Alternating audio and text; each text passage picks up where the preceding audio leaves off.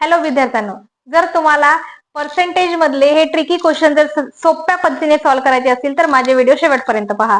मी अनामिका कुरुडे तुम्हाला एकदम सोप्या पद्धतीने पर्सेंटेजचे प्रॅक्टिस सेट 30 मधले जे काही क्वेश्चन्स आहेत ते तुम्हाला इझिली कसे सॉल्व्ह करता येतील आणि कसे पटकन तुमच्या डोक्यामध्ये बसतील आणि तुम्हाला नंतर कधीही कशा पद्धतीने म्हणजे रिअल लाईफ मधले सुद्धा जे काही आपले पर्सेंटेजचे प्रॉब्लेम्स आहेत ते कसे दूर होतील ते सिम्पली सांगण्यासाठी हा व्हिडिओ तुमच्या पर्यंत पोहोचवत आहे. तर आज आपल्याला बघा पुन्हा एकदा प्रॅक्टिस सेट 30 मधले 2 क्वेश्चन्स बघायचे आहेत. चला तर मग कोणताही विषय न करता मी अनामिका कुरुडे तुमचं शिवाय कोचिंग क्लासेस मध्ये स्वागत करत आहे. आणि आपले जे काही नेक्स्ट पुढचे 2 क्वेश्चन आहेत जे की वेगळ्या वेगळ्या मेथडचे दोन्ही वेगळ्या मेथडचे आहेत ते दोन्ही वेगळ्या मेथडचे जे काही एक्झाम्पल आहे ते सोप्या पद्धतीने कसे सोडवायचे ते तुम्हाला सांगणार आहे. तर याच्यातला जो काही दुसरा प्रॅक्टिस सेट मध्ये 30 प्रॅक्टिस सेट मध्ये दुसरा क्वेश्चन जो आहे तो मी वाचत आहे. पहा. There are 50 students in the school in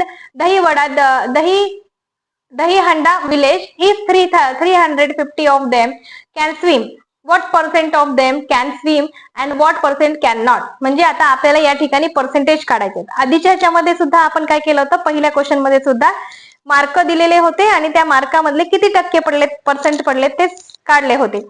आता इथे सुद्धा आपल्याला काय करायचं, एक शाळा आहे गावातली आणि त्या शाळेत 500 विद्यार्थी आहेत. त्या 500 विद्यार्थ्यांपैकी 350 विद्यार्थी स्विम करतात. तर किती टक्के विद्यार्थी स्विम करतात आणि किती टक्के विद्यार्थी स्विम करत नाहीत हे आपल्याला काढायचं आहे. इथे सुद्धा आपण काय करणार आहोत, तर मागचं जे काही एक्झाम्पल आपण घेतलं होतं त्याच्यातला एक स्टेप या ठिकाणी सुद्धा आपल्याला करायची आहे. चला तर मग बघूया याचं उत्तर कशा पद्धतीने काढायचंय. सुरुवातीला तुम्ही लिहून घ्या किती स्टुडंट आहेत. किती स्टुडंट आहेत? 500 स्टुडंट.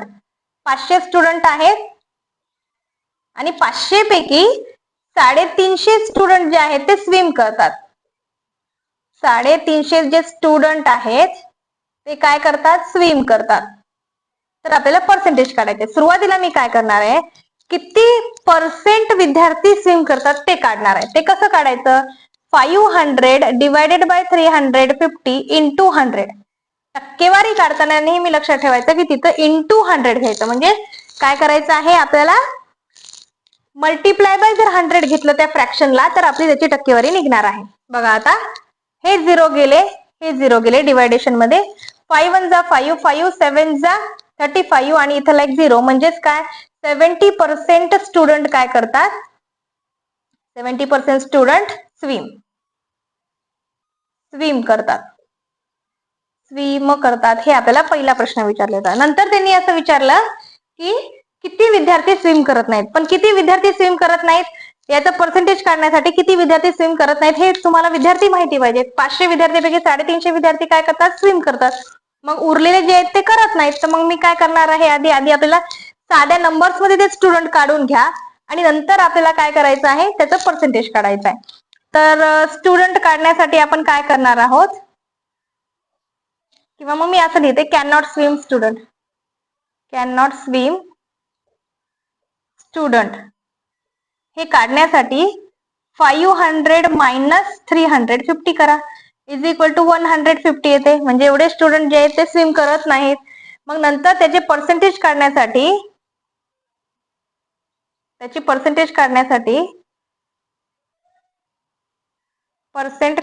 आपण काय करणार, 500 पैकी 150 स्टुडंट स्विम करत नाही त्याचे पर्सेंटेज काढणार आहेत.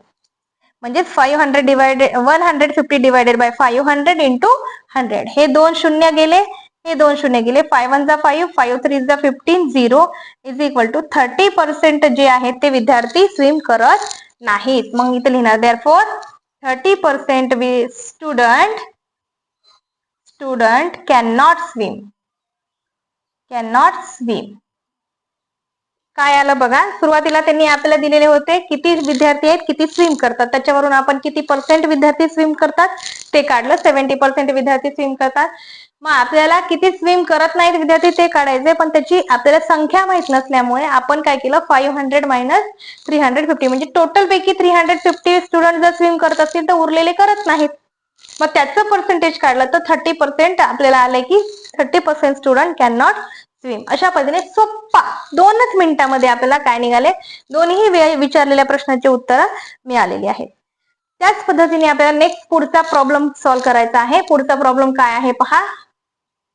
If Prakash saw jowar on 75% of the land, 75% of the 19,500 square meter of his land.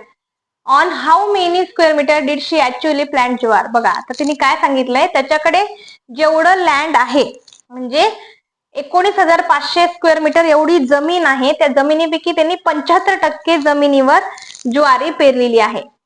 तर त्यांनी ऍक्च्युअल किती स्क्वेअर फीट मध्ये ज्वारी पेरली आहे ते काढायचं आहे.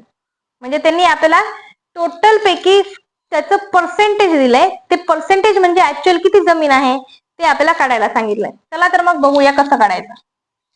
टोटल लँड किती आहे? टोटल लँड आहे 19,500 स्क्वेअर मीटर एवढी जमीन आहे. मग ज्वार पेरली किती? ज्वार सॉ किती पेरली? 75% पेरली. म्हणजे ऍक्च्युअल लँड किती आहे ते काढायचं. मग मी काय करणार बघा, 75% म्हणजे आपल्याला काय करायचं, फ्रॅक्शन मध्ये 75 डिवायडेड बाय 100 करायचं. मी सुरुवातीला सांगितलं होतं ज्या ठिकाणी पर्सेंटेज आहे त्याचं फ्रॅक्शन मध्ये कन्वर्ट करायचं असेल तर डिवायडेड बाय 100 करायचं. आणि ऍक्च्युअल जमीन किती आहे? 19,500. ती संख्या मल्टिप्लाय मध्ये घ्यायची. आपण पहिल्या याच्यामध्ये काय केलेलं आहे, आपल्याला जे काही फ्रॅक्शन त्यांनी ऑलरेडी दिलं होतं त्या फ्रॅक्शनला 100 ने मल्टिप्लाय केलं म्हणजे आपला पर्सेंटेज निघाला. आता तुम्हाला पर्सेंटेज दिलेला आहे आणि त्याचं तुम्हाला ऍक्च्युअल नंबर्स काढायचे. त्याच्यामुळे आपण काय केलं, पर्सेंटेजचं फ्रॅक्शन मध्ये कन्वर्ट केलं आणि त्याला इंटू जेवढं तुम्हाला स्क्वेअर मीटर दिलेलं होतं तेवढं लिहिलेलं आहे. हे 2 शून्य गेले, हे 2 शून्य गेले.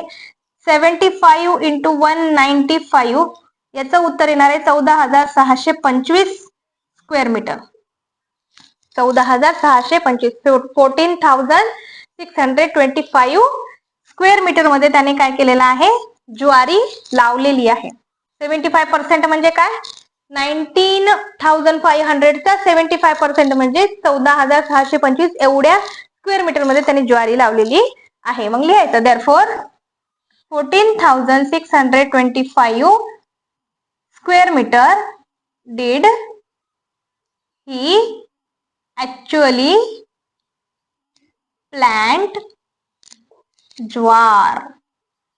अशा पद्धतीने सोपे गणित मी तुमच्यापर्यंत घेऊन यावे असं जर तुम्हाला वाटत असेल तर माझा जो काही व्हिडिओ आहे तो तुम्ही व्हिडिओ पूर्ण पहा. आणि आतापर्यंत जर तुम्ही माझ्या युट्यूब चॅनलला जर लाईक केलं नसेल, कमेंट केलं नसेल, सबस्क्राईब केलं नसेल तर ते करा आणि तुमच्या मित्रांपर्यंत शेअर करण्याचा प्रयत्न करा. आणि असेच माझे सोपे व्हिडिओ जर तुम्हाला पाहायचे असतील तर बेल आयकॉनला प्रेस करा.